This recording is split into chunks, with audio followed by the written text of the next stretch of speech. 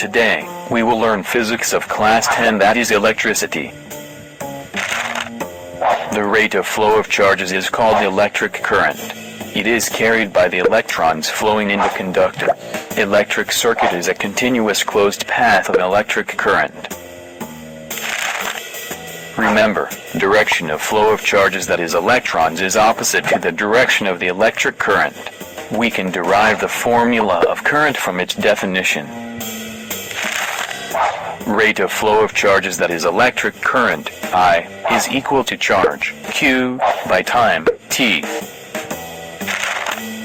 The SI unit of charge is coulombs, C.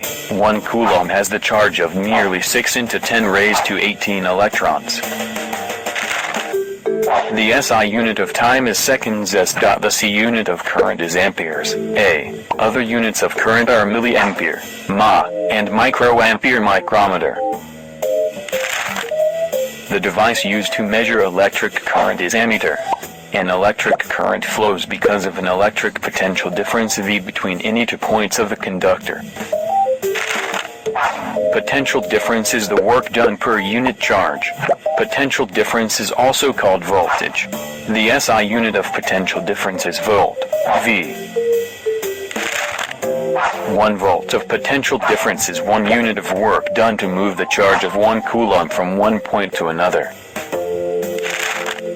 The instrument used to calculate potential difference is called voltmeter. Galvanometer is the instrument that detects current in an electric circuit. Ohm's law states that potential difference between 2 points is directly proportional to the electric current at a constant temperature. This gives us V is equal to I into R here. R is the constant. R stands for resistant.